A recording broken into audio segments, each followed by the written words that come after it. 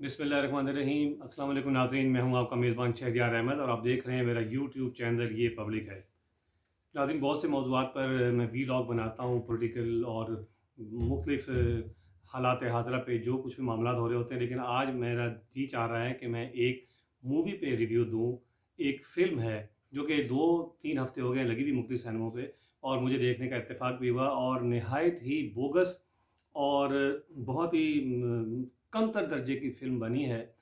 और लेकिन उसके बावजूद, उसके फ्लॉप होने के बावजूद, सुपर डुपर फ्लॉप हुई है वो, लेकिन सदर ममलकत और उनकी मिसेस मैडम समीना अलवी को जो है, आरिफ अलवी और समीना अलवी को वो प्रीमियर दिखाया गया है और उन्होंने उसकी बड़ी तारीफ़ की है और उन्होंने कहा है कि ये बांग्लादेश के मौजू पर बहुत अच्छी काविश है। तो आप अभी फ़िल्म देखने जाने से पहले मेरा ये व्लॉग सुन लीजिएगा, उसके बाद मैं चाहूँगा कि आप खुद फैसला कर लें, क्योंकि जो फ्लॉप फ़िल्म होती है, उसको बाद में अगर किसी सेलिब्रिटी को दिखाया जाए या किसी बड़े आदमी को दिखाया जाए, जिससे वो माशरे में एकदम वो उठ जाए और उसको मीडिया में हाइप मिल जाए, तो इसका मतलब है कि वो बिल्कुल ज़ीरो हो चुकी है और वो फ्लॉप हो चुकी है। मैं भी जब देखने गया था तो 5 लोग बैठे हुए थे हॉल में और उसकी फ्लॉप होने की वजूहात जो मैं आपको रिव्यू पेश करना चाहता हूँ, वो चंद एक ये हैं कि एक बच्ची है, जो मेन कैरेक्टर है, सजल नाम है गालिबन उसका हीरोइन का, बाकी तो सब नए आर्टिस्ट हैं, नौजवान स्टूडेंट हैं।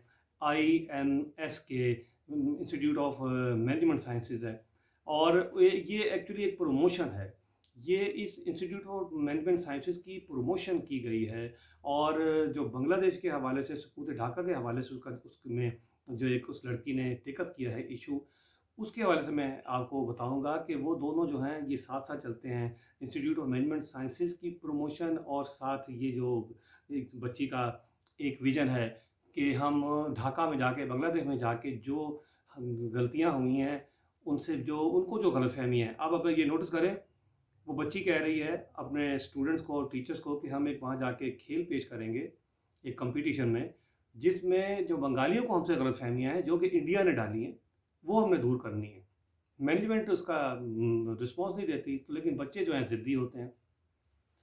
मैनेजमेंट ये कहती है कि ऐसा आप ढाका में जाके कैसे करेंगे, वो तो नाराज़ हो जाएंगे, लेकिन बच्चे जो बड़े विशेष हैं वो कहते हैं नहीं, हम ये माहौल ठीक करेंगे और उनकी गलतफहमी दूर करेंगे जो भारत ने डाली है। अब आप इस पर तवज्जो दें और वो बच्ची बार बार ये एहसास दिलाती है स्टूडेंट्स को कि हमें हकायक नहीं बताए गए, आवाम को हकायक नहीं बताए गए। अब ये बच्ची हकायक बता रही है।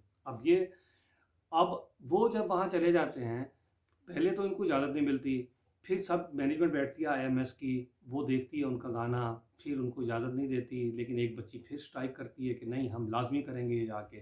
बहरहाल जो बच्चे चाह रहे होते हैं वही कुछ होता है। जो जैसा कि एक मौके पे उनकी प्रिंसिपल बच्चों को कहती है तुम लोग सब निकम्मे हो, नालायक हो, फेल हो रहे हो, जो पास होगा वो ये ड्रामा करेगा। तो बच्चे उसका चैलेंज कबूल करते हैं और सब के सब बच्चे बेहतरीन नंबरों से पास हो जाते हैं। अब ये राइटर है, राइटर जो चाहे मर्जी लिख ले, लेकिन हकीकी ज़िंदगी में तो ऐसा नहीं होता। बच्चों ने जो चैलेंज किया उसको उन्होंने पूरा किया। फिर बच्चों ने कहा कि हम वहाँ लाज़मी जाएंगे और उन्होंने मैनेजमेंट को, IMS की मैनेजमेंट को सरनिगूं कर दिया और वो वहाँ चले गए। अब मैं आपको सिर्फ ये बताना चाहता हूँ कि वहाँ जाके इन्होंने क्या एक खेल पेश किया, जिसमें बताया कि मुक्ति बानी और भारत ने बड़ी ज़्यादती की है और बंगालियों को बदगुमान किया पाकिस्तानियों से। ये हकायक हैं और ये हकीकत है जो उसने बताई और उसने ये ज़ोर देखा कर कहा स्टूडेंट्स हैं कि ये हमें बंगालियों को इस हकीकत का नहीं पता और पाकिस्तानियों को भी नहीं पता, असल हकीकत ये है। तो उसके बाद बंगालियों को दिखाया रोते हुए और वो जफ्फियाँ डालते हैं आपस में और गिले शिकवे दूर हो जाते हैं।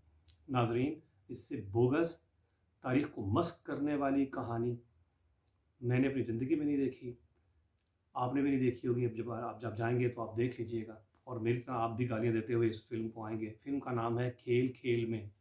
ये चूँकि सुपर डुपर फ्लॉप है, इसी वजह से इसको सदर ममलकत को दिखाना पड़ा, ताकि मीडिया में आए और लोग कुछ जाएँ। सुपर डुपर फ्लॉप फ़िल्म है, टेक्निकली भी, लॉजिकली भी, स्क्रिप्ट के हिसाब से भी, कुछ भी नहीं है इसमें। और मैं आपको बताऊँ, जब ये वहाँ जाते हैं, जब ये गाना गा के उनको सबको इम्प्रेस कर देते हैं और जब ये एहसास दिलाते हैं कि सारी भारत कारस्तानी थी, तो उसमें ये कहीं ज़िक्र नहीं हुआ कि अवामी लीग के जो मुजीबुर रहमान थे, वो इकहत्तर के बेशुमार जो हैं इलेक्शन में बेशुमार अक्सरियत से वोट लेकर जीते थे। जुल्फ़िकार अली भुट्टो ने यहाँ पे नुमाइंदों को कह दिया था कि कोई भी जो वहाँ जाएगा मैं उसकी टांगें तोड़ दूँगा। उंगली की थी जनरल याह्या खान ने और उनके दिलों को कितना तकलीफ़ पहुँचाई थी, हमारी अफ़वाज वहाँ उतर गई थी और उनके पास कितनी कहानियाँ हैं ज़ुल्म सितम की। मुजीबुर रहमान को हुकूमत बनाने की दावत नहीं दी गई थी, कितना ज़लील किया गया था बंगालियों को। बंगालियों को कहा जाता था कि तुम तो सिर्फ़ मछली और चावल खाने वाले लोग हो, तुम कैसे हुक्मरानी कर सकते हो। उनको बिल्कुल सी ग्रेड का शायरी बना के रखा हुआ था यहाँ के पंजाबियों ने, ख़ास तौर पर एस्टेब्लिशमेंट ने और अफवाज ने, जो कि हिस्ट्री हमने पढ़ी है। लेकिन चूँकि वो फ़िल्म बनानी थी और मुझे कोई खदशा है कि पीछे से एजेंसियों ने उसको बड़ा प्रमोट किया है, पैसे वैसे दिए होंगे इसकी ऐसी फ़िल्म बनाओ।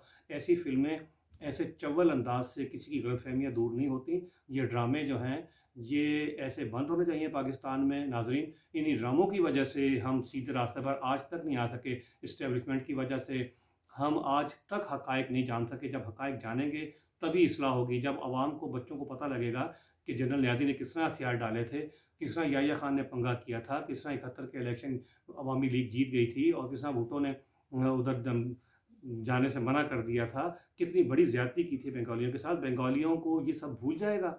वो नफ़रत करते हैं पाकिस्तानियों से। बंगाली जो हैं उन्होंने म्यूज़ियम बना रखा है जिसमें पाकिस्तानी फ़ौजियों की गन्स हैं और वो स्क्रिप्ट है जिसमें उसने सरेंडर किया था जनरल न्याज़ी ने, और उनकी कैप्स हैं, उनकी वर्दियाँ हैं, उनकी पिक्चर्स हैं, पिक्चर्स डॉक्यूमेंट्री है पूरी, और उनके दिलों में इतनी नफ़रत है, वो सब समझते हैं बंगाली।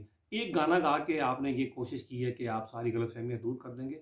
इस किस्म के भोंडे हथकंडे इस्तेमाल ना करें, हक़ाइक़ को तस्लीम करें एस्टेब्लिशमेंट। और इस किस्म की बेहुदा फ़िल्में हमारे मुल्क में ही बन सकती हैं, सुपर डुपर फ्लॉप जिसका कोई नज़रिया और कोई, जिसमें कोई लॉजिक नहीं होती। आप देखें, एक आशिर अज़ीम एक प्रोड्यूसर है और आर्टिस्ट है, वो चला गया पाकिस्तान से तंग होकर। उसने फ़िल्म बनाई थी मालिक, जिसमें उसने सियासतदानों को, पॉलिटिकल एलीट को, एस्टेब्लिशमेंट को बड़ा रगेदा था, जो कि सच था। उसकी फ़िल्म नहीं चलने दी, वो मुल्क छोड़ के चला गया, करोड़ों का उसको नुकसान हो गया, लेकिन फ़िल्म नहीं चलने दी। जब भारत में देखें, भारत अपनी फ़ौज के ख़िलाफ़ भी फ़िल्म बना लेगी, अपनी एस्टेब्लिशमेंट के ख़िलाफ़ फ़िल्म बना लेंगे। भारत में बॉलीवुड वाले वो अपने सियासतदानों के ख़िलाफ़ फ़िल्म बनाते हैं, उसको कोई कुछ नहीं पूछता। आप सीआईए में देखें, सीआईए में आप वो सीआईए के ख़िलाफ़ हॉलीवुड में फ़िल्में बनती हैं। वो बताते हैं कि सीआईए ने किस तरह दुनिया को तबाह किया, किस तरह सीआईए एजेंट बिक जाते हैं। कभी उन पे किसी पे गद्दारी का मुकदमा नहीं चला, किसी फ़िल्मसाज़ पे, किसी आर्टिस्ट को, कभी किसी को थ्रेट नहीं हुआ, कभी किसी की फ़िल्म बंद नहीं हुई। यहाँ पे हमारा जो फ़िल्म सेंसर बोर्ड है, वो ऊपर वालों से पूछ के ऐसे घटिया काम करता है, जिसकी वजह से हमारे यहाँ फ़िल्म इंडस्ट्री प्रमोट नहीं हो रही और कोई देखता नहीं है। इस फ़िल्म में एक और बहुत ही चवली जो है, वो मैं आपको बताता हूँ, जो मारी गई है, और जो आप भी, मुझे उम्मीद है कि आप अपना वक़्त ज़ाया नहीं करेंगे और पैसे और वक़्त ज़ाया नहीं करेंगे इस फ़िल्म को देखने के लिए, जो कि कोशिश की है इस मैनेजमेंट ने कि सदर ममलकत को, उनकी मिसेस को दिखा के थोड़ा इसको प्रमोट किया जाए, लेकिन फिर भी इसको देखने वाले जो हैं वो 2 हफ़्ते से ये फैसला कर चुके हैं कि इस फ़िल्म पे नहीं जाना। एक जो मैं कहने लगा था कि और एक चवली मारी है, वो ये है कि वो जो लड़की है, हीरोइन है, जो मरकज़ी किरदार है, वो जब वो ढाका जाती है तो पाकिस्तान पीपल्स कॉलोनी में हज़ारों घर हैं मुसलमानों के, पाकिस्तानियों के, वहाँ वो ढूँढती है अपने दादा को, एक तस्वीर दिखाती फिरती है सबको। चलो फ़िल्म है, फ़िल्म में ढूँढ लिया, राइटर ने लिख दिया कि वो ढूँढ लेगी, कुछ जज़्बाती करना होता है ना आवाम को। जब वो ढूँढ लेती है तो उसका दादा उसको वाक़या सुनाता है कि किस तरह हिंदुस्तानी फ़ौज ने उस पे ज़ुल्म किया, वो भागने लगा था तो उसकी आँखों में शीशा डाल दिया, आँखों में शीशा डाल दिया, और वो जो बैठा हुआ है तो उसकी आँखें ठीक हैं, मेरी तरह उसकी आँखें, और बस वो सिर्फ़ यूँ देख रहा है खला में। आँखें जब शीशा डाला जाता है तो उसमें आँखें पिघल के बाहर आ जाती हैं, सिर्फ़ खोल रह जाते हैं यहाँ पे। लेकिन ये देखो, बस ये चूँकि फ़िल्म बनानी थी, इतनी उसमें छोटी दर्जे की चीज़ें हैं कि बिल्कुल ये देखने के काबिल नहीं है। इसलिए मेरा दिल किया कि आज सियासत से हटकर फ़िल्म के हवाले से आपको कुछ बताऊँ, और मैं एस्टेब्लिशमेंट को और मुसल्लह अफ़वाज को और हुक्मरानों को बताना चाहता हूँ कि सच आवाम से अब छुप नहीं सकता। अब सोशल मीडिया का दौर है, बहुत सारी चीज़ें ऐसी हैं जो अपने आप आश्कार हो जाती हैं। जी नाज़रीन, अपना ख़्याल कीजिएगा। अल्लाह हाफ़िज़।